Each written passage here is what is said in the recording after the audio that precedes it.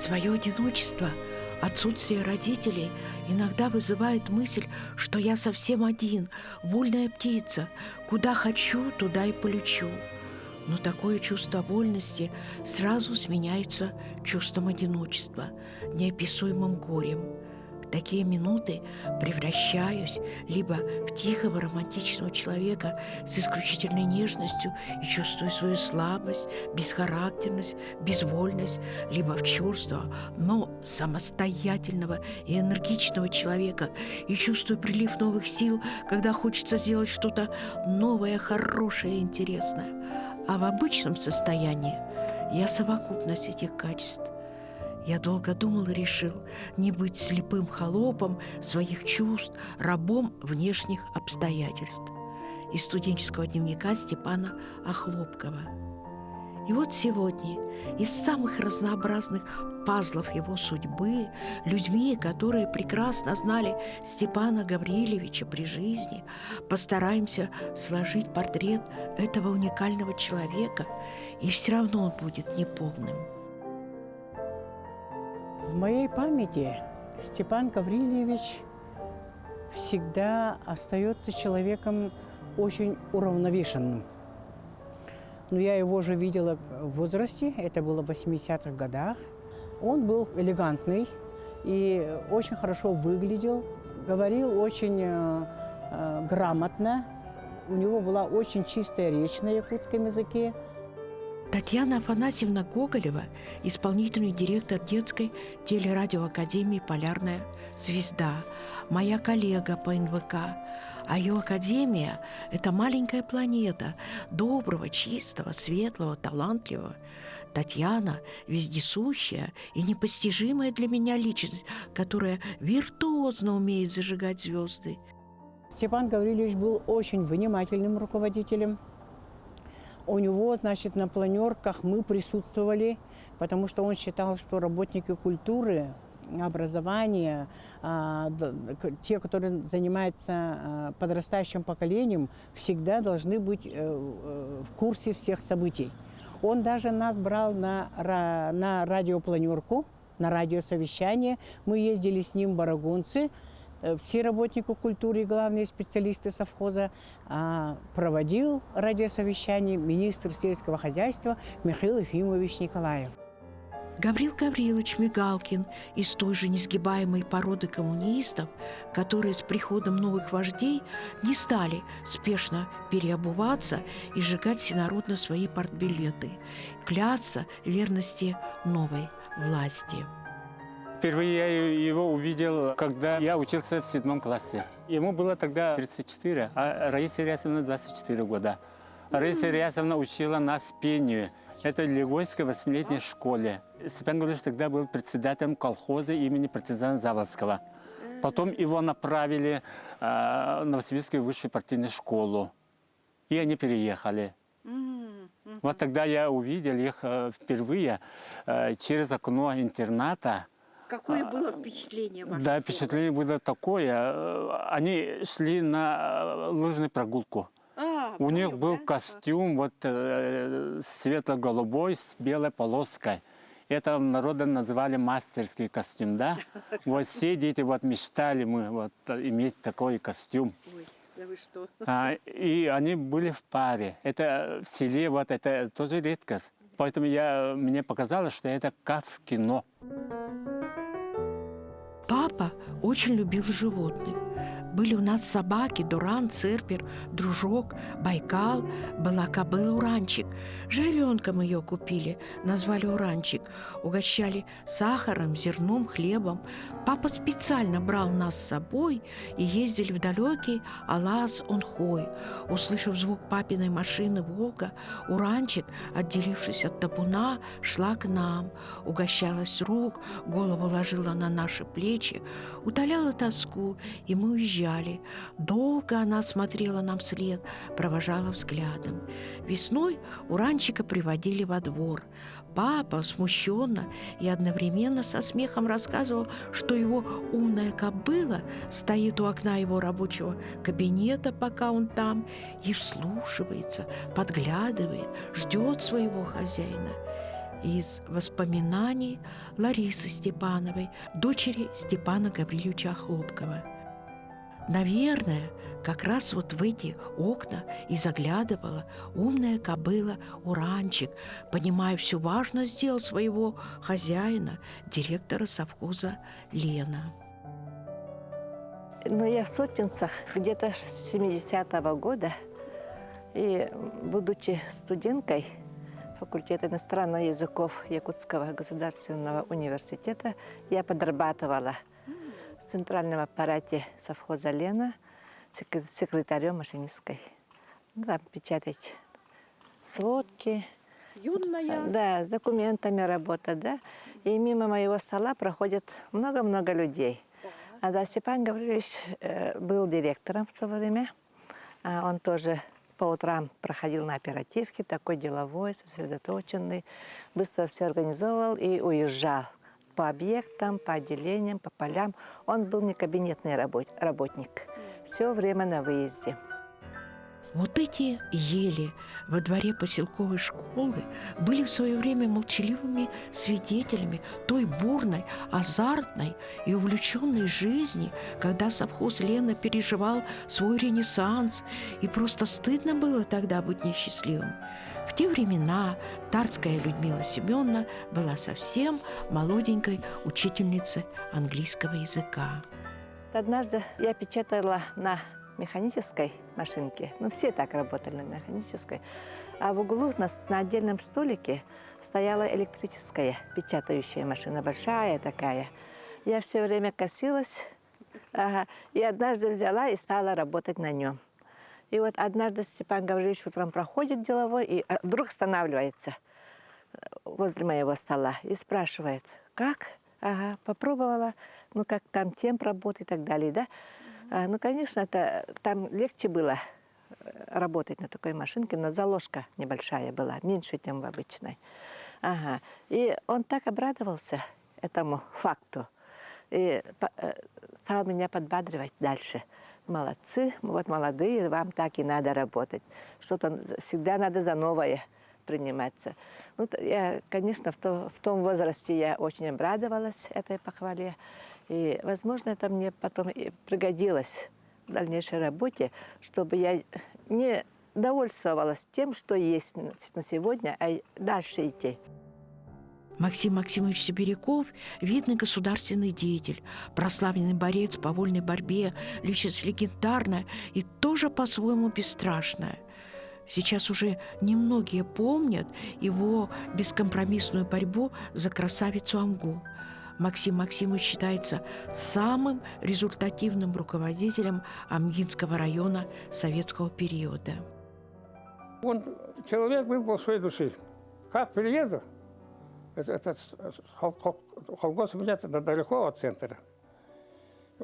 Собрания, всякие совещания. Как сразу с ним идем пить чай.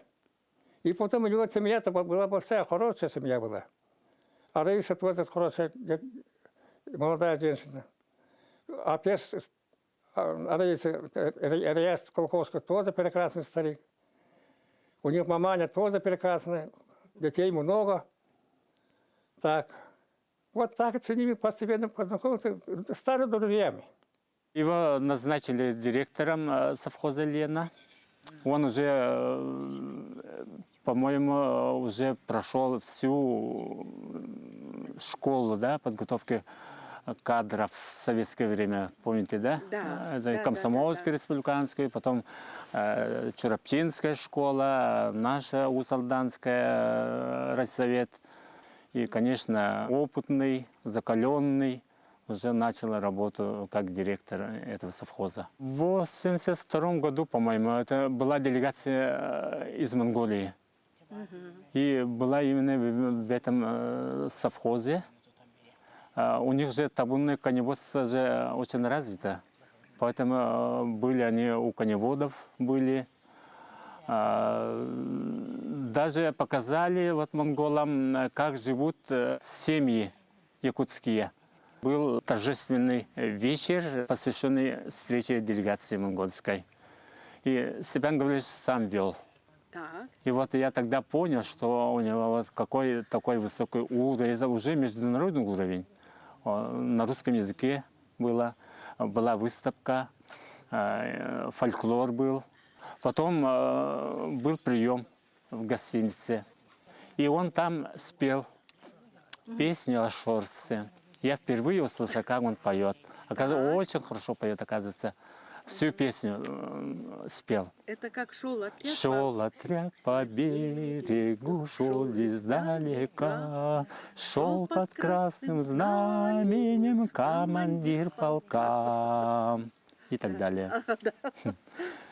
Потом Раиса Рясовна когда-то как-то вспоминала, они когда жили в Чурапте, они пели дуэтом, на праздниках пели дуэтом песню «Белым снегом». Это их Знаете, любимая да. песня. Ага.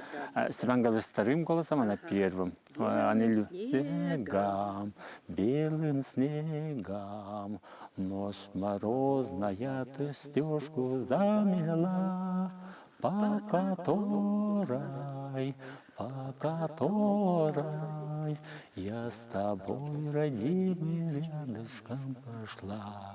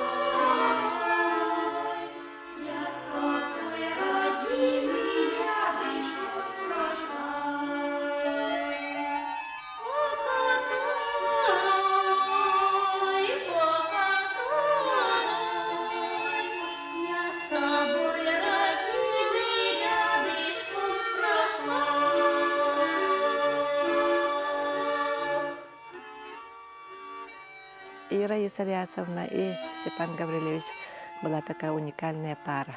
Они духовно были, неразрывны. Да, они всегда горели какими-то идеями, да, такими передовыми для нас идеями, и все это продвигали. А наш коллектив, конечно, старался им во всем вот так идти навстречу, тоже включаться в эти дела и работать с ними. Это было очень интересное время для нас. Это был очень крупный, опытный организатор, руководитель. Совхоз «Лена» – это крупнейший совхоз, и в республике даже. 5 отделений было. И, конечно, в социальной сфере совхоз играл очень важную роль. Работал деткомбинат, тогда называли, с ясельного возраста до дошкольного возраста. И все дети села ходили в этот деткомбинат, всех обслуживали. И, между прочим, бесплатно. Дети там находились с понедельника до субботы. Это был круглосуточный детский сад. Значит, освобождалось время для работников, для непосредственной работы. Да, потом работала баня за счет совхоза. Ага, Хорошая банька. Ну, мы пользовались постоянно. Ага. И филиал бытового комбината, пошивочное дело было. Ага. Выездная парикмахерская постоянно работала. Транспортом очень сильно помогали. В то время автомобилей-то мало было. И в основном мы пользовались транспортом совхоза. Золотое время и для совхоза было, и для всего населения, и в нашем коллективе. Наши доярки, которые годами работали в хатонах, они благодаря тому, что в селе мы очень все вместе дружно работали, мы к ним ходили, на субботники помогали, навоз убирали, коров доили. И когда я пришла, была председателем общественного совета, и даже не поверили, что как это городская женщина доит корову. Да? Мы всех работников культуры заставляли работать в хатонах. Это было вообще-то какое-то требование. Вот сейчас, понимаешь, как-то странно. А тогда молодая, ничего страшного. Ходишь в порядке вещей, пошел, подоил корову, убрал хатон, убрал навоз и радостный ходишь, да? Вот. И вот он как руководитель умел сплачивать. Благодаря таким отношениям у нас появилась такая дружба, что в свое время, как нам нужно уезжать на гастроли, выезжать на какие-то зональные, республиканские смотры, совхоз выделял нам транспорт.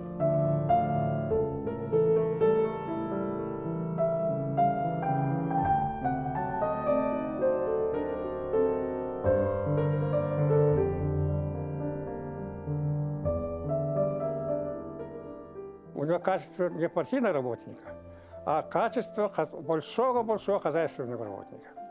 Вот это нас объединило. Я кто-то хозяйственный работник, он тоже хозяйственный работник.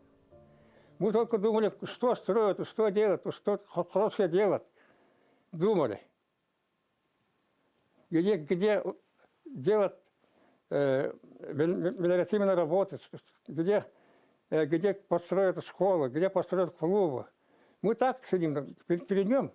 В моем полгода строительство село прекрасно. И перед ним я строил, между прочим, 2 школы. Вот. Прекрасный спортзал. И у него было свое мнение, все аргументированное, и про недостатках райкома, райсовета говорил. Но он, все это было конструктивно, и взамен он что-то предлагал. Только один, но очень красноречивый эпизод из жизни нашего героя. Как-то в Якутию прибывает бригада ЦК КПСС. Один из них по фамилии Халибутин приехал в Усялдан. И вот в полной тишине зала райкома партии, где собрали тогдашних руководителей сельхозхозяйств, и выступил с крамольной по тем временам речью молодой председатель колхоза имени партизана Заболоцкого Степан Охлопков. А речь-то его была о том, что хрущевский лозунг «догнать и перегнать Америку» сломал структуру скотоводства, и наши хозяйства лишились будущего развития. При Иосифе ему бы в лучшем случае грозила посадка, в худшем – стенка. А тут наш герой отделался выговором с замечательной формулировкой: за выступление с ревизией партии на хозяйственном активе присутствие беспартийных. Ну, можно сказать, гуманно поступили, а могли бы и через коленку.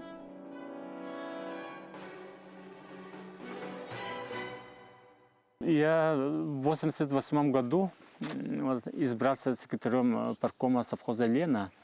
И он тогда лежал уже, больной лежал. И мы с ним организовали дискуссионный политический клуб «Позиция». В 1989 году, 22 декабря, в газете «Кым» наше занятие опубликовано. Целая полоса. О чем говорили-то вы тогда? Ну, тогда демократия только начала, да? Ага. И начались нападки на нашу партию коммунистическую. И речь шла о защите нашей партии.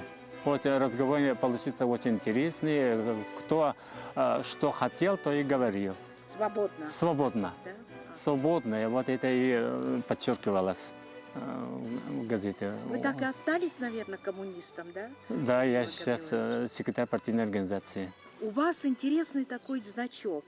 В связи с 90-летием со дня его рождения, в 2018 году, его семья учредила премию его имени. И из 7 номинантов выпала честь на меня стать первым лауреатом этой премии. Степан Гаврилович не роптал на судьбу, когда тяжелый недуг свалил его с ног и приковал к постели.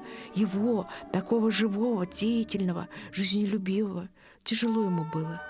Он и после болезни строил свою жизнь и был для всех образцом проявления высших человеческих возможностей.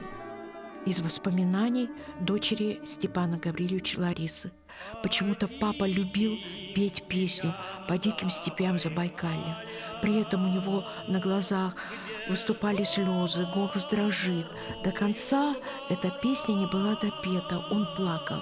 Мы можем только догадываться, какая грусть и непомерная тоска сжимала ему в тот момент его отчаянное сердце, и отчего перехватывало горло.